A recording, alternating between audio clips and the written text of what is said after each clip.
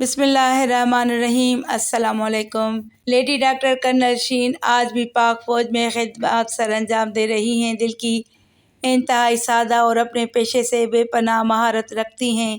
وہ علم دوست اور ادب پرور شخصیت بھی ہیں۔ ان کی زندگی کا یہ عجیب واقعہ، اللہ کی گرفت کا آغاز سے واقعہ ان کی زبانی سنیے۔ میرے والد صاحب نے دوسری شادی اس وقت کی جب میں کالج کے دوسرے سال میں زیر تعلیم تھی۔ میرے دونوں چھوٹے بھائی بالترتیب کالج اور اسکول میں پڑھ رہے تھے۔ وہ اس طرح اچانک شادی کر کے نئی امی کو گھر لے آئے کہ ہم سب عجیب صدمے اور دکھ سے دوچار ہو گئے۔ ابا جی نے معلوم نہیں اچانک یہ فیصلہ کیسے کر لیا کہ امی سمیت ہم سب گھر والوں کو کانوں کان خبر نہ ہوئی اور ابو ایک عدد نوبہتہ بیوی کے مالک بن گئے۔ وہ لڑکی عمر میں مجھ سے چند سال ہی بڑی ہوگی۔ ابو کی اس حرکت نے ہمیں پریشان کر دیا، بلکہ گھر میں ایک عجیب سوگواری اور بٹوارے کی سی کیفیت پیدا ہو گئی۔ امی تو جیسے مٹی یا برف کا خاموش تودہ بن گئی۔ مجازی خدا سے شکوہ کیا، نہ شکایت، نہ لڑی نہ جھگڑی، جیسے اپنے سارے حقوق سے یکدم دستبردار ہو گئی ہوں۔ ابا جی کے اس اچانک فیصلے نے ہمیں اور ہماری ماں کو رشتہ داروں اور گلی محلے والوں کی نظروں میں بھی تماشا بنا دیا۔ ہمارے پاس ان کے سوالوں کے جواب نہیں تھے۔ خیر، ہم تو تنہائی میں آنسو بہا لیتے تھے، لیکن امی جیسی چپ تھیں ویسی ہی رہیں۔ انہوں نے اپنے اندر کے ابال اور ملال کو کبھی ظاہر نہیں کیا۔ ابا جی اپنی نئی دلہن کے ساتھ اوپر والے کمرے میں منتقل ہو گئے۔ یہ غنیمت تھا کہ اپنا گھر تھا اور اوپر کی منزل میں بھی 2 کمرے تھے، ورنہ شاید ماحول اور بھی بدتر ہو جاتا۔ ہم بچوں کے ساتھ ابا جی کا رویہ پہلے کی طرح شفیق اور مہربان رہا، لیکن پتہ نہیں کیوں وہ سیڑھیوں پر چڑھتے اترتے ہوئے بہت بیگانے لگنے لگے۔ ایک غیر محسوس دیوار تھی جو ان کے اور ہمارے درمیان حائل ہو گئی۔ رفتہ رفتہ ہم نے یہ حادثہ قبول کر لیا اور اس عورت کو بھی جو سوتیلی ماں کے روپ میں ہمارے سامنے آئی۔ وہ اکثر نیچے اتر آتی اور ہم بچوں کے ساتھ خوب مزے کی باتیں کرتی۔ وہ حسن اخلاق سے آراستہ تھی۔ اس سے گھل مل کر ہمارا غصہ، رنج اور خوف دور ہونے لگی۔ ہم بہن بھائی مل کر کبھی اس واقعے کو موضوع گفتگو بنا لیتے تو سوچتے پتہ نہیں اس سانحے کے پیچھے زیادہ قصوروار کون ہے، ابا جی جو بغیر بتائے چپ چاپ دوسری بیوی لے آئے، یا امی جو ابا سے ہمیشہ کھنچی رہتی تھی۔ ہم نے ہمیشہ ان دونوں کے درمیان ایک عجیب سی سرد جنگ محسوس کی تھی۔ خیر، قصہ کوتاہ میں اصل واقعے کی طرف آتی ہوں۔ ہم سب بچوں نے چند برس بعد تعلیم مکمل کر لی۔ اس دوران ابا جی سرکاری ملازمت سے سبکدوش ہو گئے۔ بعد ازاں جمع شدہ اور سرکار کی طرف سے ملنے والی رقم کے ذریعے ابا جی نے ہماری شادیاں کر دی اور ہم سب اپنی اپنی زندگیوں میں مگن ہو گئے۔ اس دوران اللہ تعالیٰ نے ابا جی کو دوسری بیوی سے 3 بچوں سے نوازا، گویا ہمیں 3 سوتیلے بہن بھائی عطا ہو گئے۔ یہی وجہ ہے کہ ہماری شادیوں کے بعد گھر میں جو خلا پیدا ہوا، اسے کم از کم ابا جی نے ہرگز محسوس نہیں کیا۔ رہی ہماری ماں، وہ اپنے دکھ، اپنی تنہائی اپنے ساتھ ہی بٹاتی رہیں۔ اس نے اپنے اکلاپے کے دکھ میں ہمیں کبھی شریک نہیں کیا، یا ہو سکتا ہے انہوں نے اپنے سینے پر صبر کی سل رکھ کر زبان پر خاموشی کے تالے لگا دیا۔ ابا جی ملازمت سے سبکدوش ہونے کے بعد پہلے کی طرح خوشحال نہیں رہے تھے۔ اوپر سے 3 چھوٹے بچوں کی کفالت کا بوجھ بھی آن پڑا۔ میں اس وقت تک پاک فوج میں ملازمت حاصل کر چکی تھی۔ میری تنخواہ اور مراعات دونوں چھوٹے بھائیوں سے زیادہ تھی۔ میرے شوہر گو پیشے کے لحاظ سے انجینئر تھے، لیکن ان کی جدی پشتی کافی زمین تھی۔ ابا جی نے ایک دن اپنی معاشی پریشانی کے بارے میں مجھے آگاہ کیا اور بتایا کہ ان کی پینشن بہت قلیل ہے، کٹا کر چند ہزار روپے ملتے ہیں۔ اتنی تھوڑی رقم سے پانی، بجلی، گیس کے بل، گھر کا ٹیکس اور دوسرے اخراجات کا بار اٹھانا ان کے لیے ممکن نہیں رہا۔ میرے بھائیوں کی تنخواہیں ہی ان کے سفید پوشی کا بھرم رکھے ہوئے ہیں۔ چونکہ بحیثیت ڈاکٹر میری مالی حیثیت سب سے زیادہ مستحکم ہے، اس صورت میں مجھے ان کی مالی مدد کے لیے کچھ رقم ضرور بھجوانی چاہیے۔ ایک باپ بیٹی سے مانگتے ہوئے جس طرح شرمسار، محبوب اور دکھی ہو جاتا ہے، وہ دکھ میں نے اس دن ابا جی کی لرزتی آواز میں محسوس کیا۔ میں نے ان سے کہا، آپ فکر نہ کریں، آپ نے مجھے اعلیٰ تعلیم دلوائی ہے اور میرے اخراجات برداشت کیے ہیں، اب مجھے آپ کی خدمت کر کے خوشی ہوگی۔ یوں میں ہر ماہ اپنی بچت کے مطابق انہیں 5-6 ہزار روپے بھجوانے لگی۔ ان کی زندگی کی گاڑی قدرے ہمواری سے چل پڑی۔ میرے شوہر بہت نیک انسان ہیں، انہوں نے رقم بھجوانے پر بالکل اعتراض نہیں کیا۔ میں پاک فوج میں رہنے کے بعد شہر تقرر کا لطف اٹھانے لگی، تاہم بچوں کے ساتھ ہماری ضروریات میں بھی دن بدن اضافہ ہونے لگا۔ اچھا گھر، اچھی تعلیم، اچھی کار اور مستقبل کے لیے خطیر رقم کمانا ہمارا مقصد حیات بن گیا۔ کچھ رقم جمع ہونے پر ہم نے اسلام آباد اور لاہور میں اچھی جگہوں پر پلاٹ خرید لیے انہی دنوں ابا جی حملہ قلب کے سبب انتقال کر گئے۔ اس وقت ہمارے سوتیلے بہن بھائی اتنے چھوٹے تھے کہ بڑا بیٹا صرف 10 برس کا تھا۔ جانے میرے دل میں کیا آئی کہ میں نے وہ رقم روک دی جو ابا جی کی زندگی میں انہیں بھجواتی تھی، شاید یہ سوچ کر کہ وعدہ تو ابا جی کے ساتھ تھا، ان کے بچوں کے ساتھ تو نہیں۔ پھر یہ رقم میری محنت کی کمائی ہے، 6-7 ہزار کم تو نہیں ہوتے، میں کیوں سوتیلے بہن بھائیوں پر اتنی رقم خرچ کروں؟ آخر سوتیلی ماں کے اپنے خاندان والے بھی تو ہیں، ان بچوں کے نانا نانی ماموں وغیرہ ہوں گے۔ اب یہ ان کا فرض ہے کہ ان بچوں کی کفالت کریں۔ ابا جی کی وفات کے بعد میری امی بڑے بیٹے کے پاس چلی گئی تھی، گویا اس گھر کی ذمہ داری کا بوجھ مجھ پر نہ رہا۔ گو اپنے اکاؤنٹ میں رقم جمع کرواتے ہوئے میرے ضمیر نے جھنجھوڑا۔ اس ڈاک خانے کے سامنے سے گزرتے ہوئے قدموں نے تھمنا چاہا جہاں سے میں منی آرڈر بھجواتی تھی، لیکن یہ کہتے ہوئے اندر کی آواز کو دبا دیا کہ میں نے ٹھیکہ تو نہیں لے رکھا۔ اب اس عورت کا فرض ہے کہ اپنے بچوں کا بوجھ خود اٹھائے، کہیں چھوٹی موٹی ملازمت کر لے۔ بہرحال دوسرا مہینہ شروع ہو گیا۔ شاید قدرت نے میری نیت اور عمل کا پھل مجھے اسی وقت دینے کا فیصلہ کر لیا تھا۔ اس بار بھی میرا رقم بھجوانے کا کوئی ارادہ نہیں تھا۔ پہلی تاریخ کو تنخواہ ملی تو حسب معمول چیک کاٹ کر ملازم کو دیا۔ تھوڑی دیر بعد وہ واپس چلا آیا اور بتایا کہ میرے اکاؤنٹ میں تنخواہ جمع ہی نہیں ہوئی۔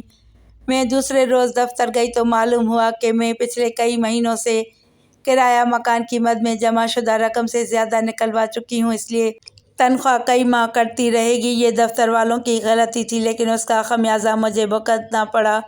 گھر لوٹی تو ایک اور بری خبر میری منتظر تھی۔ میرے شوہر زمینوں پر گئے ہوئے تھے، وہاں ان کا کسی سے جھگڑا ہو گیا اور مخالف گروہ کا آدمی زخمی ہو گیا۔ چوٹ اس قدر شدید تھی کہ وہ زندگی اور موت کی دہلیز پر جا پہنچا۔ مخالف گروہ والے اثر و رسوخ رکھتے تھے، انہوں نے فوجداری مقدمے کی FIR کٹوا دی، پولیس وارنٹ گرفتاری لائی اور میرے شوہر کو پکڑ کر لے گئی۔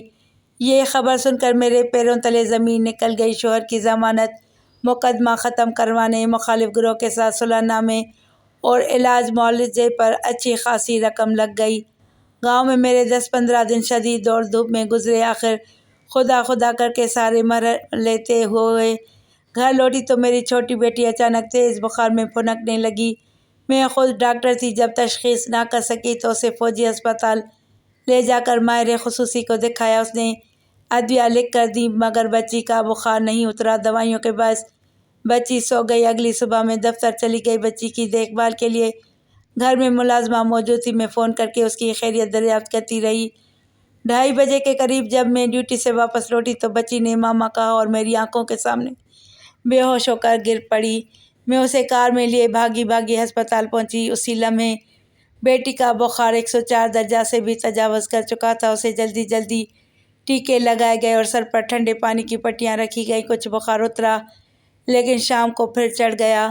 مزید برآں اسے تشنج کے دورے بھی پڑنے لگے۔ میرے خدا، ہم سے ایسی کون سی خطا ہو گئی کہ ہمیں چاروں طرف سے غم کی آندھی نے گھیر لیا ہے؟ میں نماز پڑھ کر روتے روتے اونچی آواز سے دعا مانگتے ہوئے اللہ سے پوچھنے لگی، اس ذات کریم سے شکوہ کرنا ہو گئی۔ تبھی ذہن میں ایک خیال دھماکے کی طرح گونجا اور میری روح تک زخموں سے چور ہو گئی۔ میں مجرم تھی، اپنے والد صاحب کی مجرم، اپنے سوتیلے بہن بھائیوں کی مجرم۔ والد صاحب سے کیا ہوا وعدہ ایفا نہ کیا اور سوتیلے بہن بھائیوں کو مشکل وقت میں تنہا چھوڑ دیا۔ اللہ جانے وہ بچے بھوک کے مارے کیسے بلکتے ہوں گے، وہ عورت ان کے کھانے پینے کا خرچہ کیسے پورا کرتی ہوگی۔ اللہ کی پکڑ کے احساس نے مجھے جھنجھوڑ ڈالا۔ میں معافی کے لیے اللہ کے حضور میں جھک گئی۔ میں نے یتیم بچوں کے صرف 6-7 ہزار روپے روکے تھے اور میرے 6-7 لاکھ روپے لگ گئے۔ میری بیٹی زندگی اور موت کی کشمکش میں مبتلا ہو گئی اور میرے شوہر پھانسی چڑھتے چڑھتے بچے۔ اگر وہ آدمی مر جاتا تو سیدھا قتل کا مقدمہ بن جاتا۔ ایک کے بعد دوسرے دکھ اور آزمائش نے میرے اوزان خطا کر دیے تھے۔ اگلی صبح میں نے سب سے پہلا کام یہ کیا کہ اپنے سوتیلے بہن بھائیوں کو رقم بھجوائی، بلکہ پچھلے ماہ کا بھی حساب کر کے 14,000 روپے بھجوا دیے۔ چند دن بعد دفتر سے اطلاع آئی کہ آپ کی تنخواہ بحال کر دی گئی ہے، اب یہ رقم تنخواہ میں سے آہستہ آہستہ کاٹی جائے گی۔ اس سے پہلے اللہ تعالیٰ نے میری بیٹی کو شفا یاب کر دیا تھا، الحمدللہ۔ دوبارہ اسے تشنج کے دورے بھی نہیں پڑے۔ میرے شوہر کے ساتھ مخالف کی صلح بھی پائیدار ہو چکی ہے۔ آج میں جو کچھ بھی کماتی ہوں اس میں میرے سوتیلے بہن بھائیوں کے علاوہ ناداروں، غریبوں اور ضرورت مندوں کا بھی حصہ ہے۔ اللہ کے فضل سے میری کمائی میں بہت برکت ہے۔ میں سوچتی ہوں کہ یہ برکت، یہ فضل، یہ کرم، یہ دولت کی ریل پیل صرف اسی وجہ سے ہے کہ میں اللہ کے بندوں پر بھی خرچ کر رہی ہوں۔ میرے سوتیلے بہن بھائی بہت اچھے ہیں، سوتیلی والدہ بھی بہت باہمت خاتون ہے۔ میں زندگی کے ہر مرحلے پر ان کی مدد کرتی رہوں گی، ویسے ہی جیسے ایک سگا باپ بچوں کی کرتا ہے۔ ابا جی یہ ذمہ داری میرے سپرد کر گئے تھے اور یہ ذمہ داری نبھانے ہی میں میری نجات اور میری ساری خوشیاں پوشیدہ ہیں۔ راؤ یعقوب میرے پرانے دوست ہیں۔ کسی زمانے میں ہم دونوں ایک سیاسی ہفت روزہ میں اکٹھے کام کرتے تھے۔ پھر یوں ہوا کہ 1970 میں لیکچرر ہو کر سرکاری ملازمت میں چلا گیا اور یعقوب صاحب اسلام آباد کے ایک علمی ادارے میں آفیسر بن گئے، جہاں سے وہ 1999 میں 20ویں گریڈ سے ریٹائر ہوئے۔ موصوف بہت اچھے قلم کار ہیں اور کئی وسیع انگریزی کتابوں کا انہوں نے خوبصورت اردو میں ترجمہ بھی کیا ہے۔ آج کل وہ لاہور کی ایک معروف بستی میں رہائش پذیر ہیں۔ موصوف نئے لاہور منتقل ہوئے تھے کہ ایک روز اخبار میں پڑھا کہ راؤ یعقوب کا بیٹا جو 1 سال پہلے ہندوستان میں گرفتار ہو گیا تھا، رہا ہو کر آ گیا ہے۔ افسوس بھی ہوا اور حیرت بھی کہ یہ کیا واقعہ ہے۔ ملاقات ہوئی تو انہوں نے بڑا ہی عجیب قصہ سنایا۔ کہنے لگے میرے سسرال ہندوستان کے ضلع اعظم گڑھ میں ہیں۔ تقریباً 4 سال پہلے کی بات ہے، میں اسلام آباد ہی میں تھا۔ میری بیگم نے خواہش کا اظہار کیا کہ بھائی سے ملے بہت لمبا عرصہ ہو گیا ہے، کیا یہ اچھا ہو کہ آپ انتظام کر دیں اور میں جیتے جی اس سے ملاقات کراؤں۔ میرا ایک بیٹا یوسف قائد اعظم یونیورسٹی میں پڑھتا تھا، وہ کہنے لگا کہ میں بھی امی کے ساتھ جاؤں گا، ماموں سے ملاؤں گا اور ہندوستان کی سیر بھی کراؤں گا۔ چنانچہ میں نے بھی یہ سوچ کر بیٹے کی تجویز سے اتفاق کیا کہ بیگم کا تنہا سفر کرنے سے بہتر ہے کہ دونوں چلے جائیں۔ دونوں ماں بیٹے کے پاسپورٹ اور ویزوں کا انتظام ہوا تو وہ دونوں ایک دن ہوائی جہاز سے ہندوستان چلے گئے، لیکن یہ کیا، وہ آج گئے اور دوسرے ہی روز شام کو ہوائی جہاز سے واپس اسلام آباد آ گئے۔ ہم سب ہکا بکا رہ گئے۔ خیال آیا کہ شاید کسی شک کی بنا پر ہندوستان والوں نے دلی سے آگے نہیں جانے دیا، لیکن ایسا ممکن نہ تھا کہ ہم نے بھارتی سفارت خانے سے قواعد و ضوابط کے مطابق باقاعدہ ویزا حاصل کیا تھا۔ بیگم کا برا حال تھا، اس کی رو رو کر آنکھیں سوجی ہوئی تھیں۔ پوچھا کہ کیا معاملہ ہے، کیا حادثہ ہوا ہے، تو وہ پھوٹ پھوٹ کر رونے لگی۔ اس نے ہچکیاں لے لے کے بتایا کہ آپ کے بیٹے نے وہاں ضد اور ہٹ دھرمی کی انتہا کر دی۔ بیگم نے بتایا کہ میرے بھائی جس گاؤں میں رہتے ہیں وہاں بجلی بھی نہیں ہے، وہ بڑا ہی پسماندہ علاقہ ہے۔ پھر میرے بھائیوں نے بھینس پال رکھی ہے، گھر کے ساتھ ہی مویشیوں کا باڑہ ہے اور گوبر، سبزے اور گندے پانی کی کثرت کی وجہ سے گاؤں میں مچھر بڑی کثرت سے ہیں اور خوب پلے ہوئے ہیں۔ چنانچہ رات کو جب ہم سوئے تو یوسف پر تو مچھروں نے گویا یلغار ہی کر دی۔ گاؤں کے لوگ تو اس صورتحال کے عادی تھے، مگر یوسف کے لیے یہ بالکل نیا اور تکلیف دہ تجربہ تھا۔ ساری رات مچھر اسے کاٹتے رہے، وہ ایک لمحے کے لیے بھی سو نہ سکا، جاگتا رہا اور روتا رہا، اور صبح ہوتے ہی اس نے چیختے ہوئے یہ اعلان کر دیا کہ وہ اس گاؤں میں مزید ایک لمحے بھی نہیں ٹھہرے گا اور لازماً آج ہی واپس جائے گا۔ وہ بار بار چلا رہا تھا اور اس مطالبے کی تکرار کیے جا رہا تھا۔ المیہ یہ ہوا کہ اس کے ماموں کا 12-13 سالہ بیٹا قریبی ندی میں مچھلیاں پکڑنے گیا اور ڈوب کر مر گیا۔ اب میت صحن میں پڑی تھی، سارا گاؤں اظہار غم کے لیے جمع ہو گیا تھا، بلکہ قرب و جوار کے رشتہ دار بھی اکٹھے ہو گئے تھے۔ لیکن یہ لڑکا اس انتہائی سوگوار فضا سے بالکل بے نیاز مسلسل بآواز بلند چیختا چلاتا جا رہا تھا کہ میں یہاں ہرگز نہیں ٹھہروں گا اور ابھی واپس جاؤں گا۔ سارے رشتہ دار اسے منانے کی کوشش کر رہے تھے۔ ماں نے اس کی منتیں کی، اپنا دوپٹہ اس کے قدموں پر رکھ دیا۔ ماموں نے روتے ہوئے ہاتھ جوڑے کہ مجھے معاف کر دو، میں آج کوئی نہ کوئی انتظام ضرور کر دوں گا، شہر سے مچھردانی لے آؤں گا اور مچھر والا تیل بھی خرید لوں گا، بس تھوڑا صبر کرو، حوصلے سے کام لو۔ میری بہن کئی سالوں بعد آئی ہے، اسے چند روز میرے پاس رہ لینے دو، اور اب تو ہمارے گھر پر قیامت ٹوٹ پڑی ہے، اس کا ہی کچھ لحاظ کرو، آج ہی واپسی کی ضد نہ کرو۔ لیکن اس لڑکے نے کسی کی منت سماجت اور آہوزاری کی پرواہ نہ کی، ماں کا دوپٹہ اٹھا کر دور پھینک دیا اور ماموں کے اشک آلود ہاتھوں کو جھٹک دیا اور ایک ہی ہٹ پر قائم رہا کہ میں یہاں ہرگز نہیں رکوں گا اور آج ہی واپس جاؤں گا اور ہر قیمت پر جاؤں گا۔ چنانچہ ضد ہو کر ماموں نے کمال ایسا سے کام لیا، بیٹے کا جنازہ مؤخر کیا اور بہن اور بھانجے کو ساتھ لے کر خود علی گڑھ گیا اور دونوں کو ٹرین پر بٹھا دیا۔ یہ دلی آ گئے اور شام کی فلائٹ سے واپس اسلام آباد پہنچ گئے۔ راؤ یعقوب نے بتایا کہ اس صورتحال نے مجھے غم اور غصے کے شدید ترین کیفیت میں مبتلا کر دیا۔ مجھ پر سکتے کسی کیفیت طاری ہو گئی، سمجھ میں نہیں آتا تھا کہ کیا کروں اور بیٹے سے کیا سلوک کروں۔ وہ جوان، ضدی اور بے حد اکھڑ مزاج تھا، سختی کرتا تو پتہ نہیں کیا کر گزرتا۔ عجز و توبیخ کا وہاں کوئی فائدہ نہ تھا، چنانچہ بے بسی کے عالم میں نے بے اختیار رو پڑا اور دیر تک روتا رہا۔ راؤ صاحب نے بتایا اس واقعے کو 2 سال گزر گئے۔ میرے اس بیٹے نے یونیورسٹی سے MBA مکمل کر لیا اور ایک بین الاقوامی ملٹی نیشنل کمپنی میں ملازم ہو کر اس کے لاہور آفس کا مینیجر بن گیا۔ یہ ملازمت حاصل ہوئے بمشکل 1 سال گزرا تھا کہ اس کمپنی نے دلی میں ایک بین الاقوامی سیمینار منعقد کرانے کا پروگرام بنایا اور اپنے لاہور آفس کو پابند کیا کہ وہ بھی اپنا ایک مندوب سیمینار میں شرکت کے لیے بھیجوائے۔ چنانچہ راؤ یوسف اس میں شمولیت کے لیے تیار ہو گیا۔ راؤ صاحب نے بتایا کہ جب میرے بیٹے نے مجھے فون پر اطلاع دی کہ ہماری کمپنی کا دلی میں سیمینار ہے اور میں اس میں شرکت کے لیے جا رہا ہوں، تو میں نے اسے لعن طعن کی کہ اب تم کس منہ سے ہندوستان جاؤ گے، پہلے تم نے کیا کارنامہ سر انجام دیا تھا؟ تو وہ ہنس کر کہنے لگا کہ میں نے وہاں ماموں کے گاؤں تھوڑی جانا ہے، خدا کی پناہ کہ میں دوبارہ وہاں کبھی جاؤں۔ میں دلی جاؤں گا، وہاں ہوٹل میں رہوں گا، سیمینار اٹینڈ کروں گا، دلی اور آگرہ کی سیر کروں گا اور واپس آ جاؤں گا۔